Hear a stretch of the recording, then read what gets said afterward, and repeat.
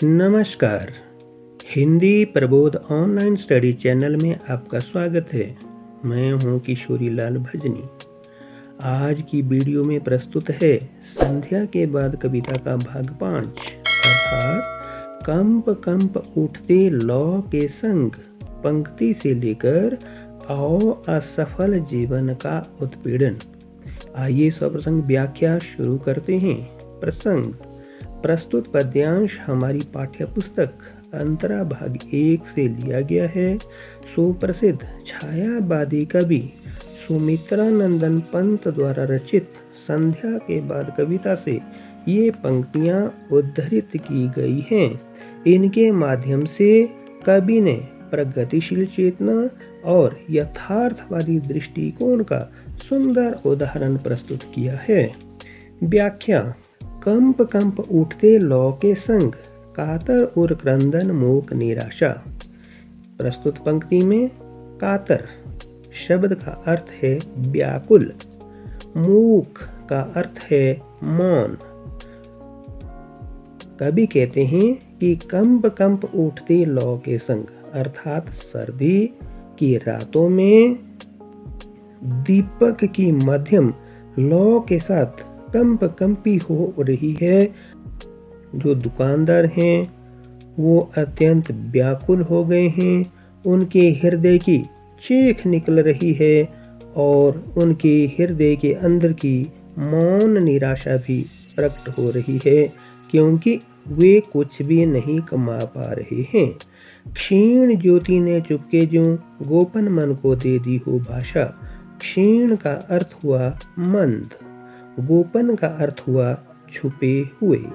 तो क्षीण ज्योति ने कि उस दीपक की जो टीन की ढिबरी थी, उसकी जो मंद रोशनी थी, उस रोशनी से दुकानदार को लगा कि उसे चुपके से उनका जो गोपन हृदय है अर्थात छुपा हुआ मन है, उसको भी एक परिभाषा प्रदान करती है कि तुम्हें जो है तुम्हारा ये जीवन अच्छा जीवन नहीं है। लीन हो गई क्षण में बस्ती, मिट्टी खपरे के घर आंगन। खपरे शब्द का अर्थ हुआ छत बनाने के लिए पकाई गई मिट्टी। लीन हो गई क्षण में बस्ती, अब जो है संध्या खत्म हो गई और धीरे धीरे रात्रि का अंधकार बढ़ गया। इसलिए मिट्टी के खपरे अर्थात छत बनाने के लिए जो पकाई हुई मिट्टी तथा सभी घर आंगन धीरे धीरे उस अंधकार में अदृश्य हो गए। भूल गए लाला अपनी सुधी और लाला को हल्की सी नींद आनी शुरू हो गई। इसलिए वे अपनी सुधी का अर्थ हुआ होश, अस्तित्व। वो अपनी सुधी को खो बैठे। भूल गया सब ब्याज मूलधन और नींद की झपकी आने की वजह से उनके द्वारा लगाया जाने वाला ब्याज तथा मूलधन का हिसाब, वो सब कुछ पल भर में ही भूल गया। सकुची सी परचून किराने की ढेरी, सकुची का अर्थ हुआ छोटी सी, कि वो उस लाला के पास छोटी सी थोड़ा थोड़ा करके बेचने वाली किराने की ढेरी मौजूद है, लग रही ही तुच्छतर। तो उस लाला को वह और भी घटिया लग रही है। तुच्छतर का अर्थ हुआ अत्यंत घटिया। इस नीरव प्रदोष में आकुल, नीरव का अर्थ हुआ शांत, प्रदोष का अर्थ हुआ संध्या, आकुल का अर्थ हुआ बेचैन। कि इस नीरव अर्थात जो शांत संध्या है, इसमें वह लाला अपनी बुद्धि से अत्यंत बेचैन हो रहा है।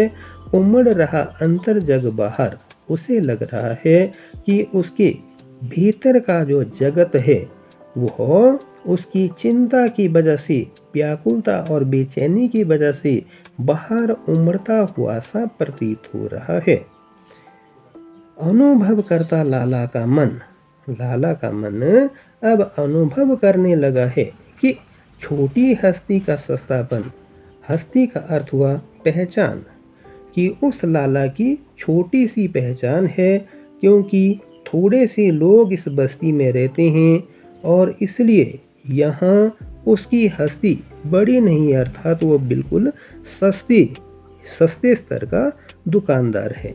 जाग उठा उसमें मानव, तब जो है उसमें सच्ची मानवता की भावना जाग उठी और असफल जीवन का उत्पीड़न, और वह अपना असफल जीवन जीने के लिए ही इस संसार में पैदा हुआ, ऐसा सोचते हुए वह अपने आप को अत्यंत पीड़ित तथा दर्द से व्याकुल महसूस करने लगा।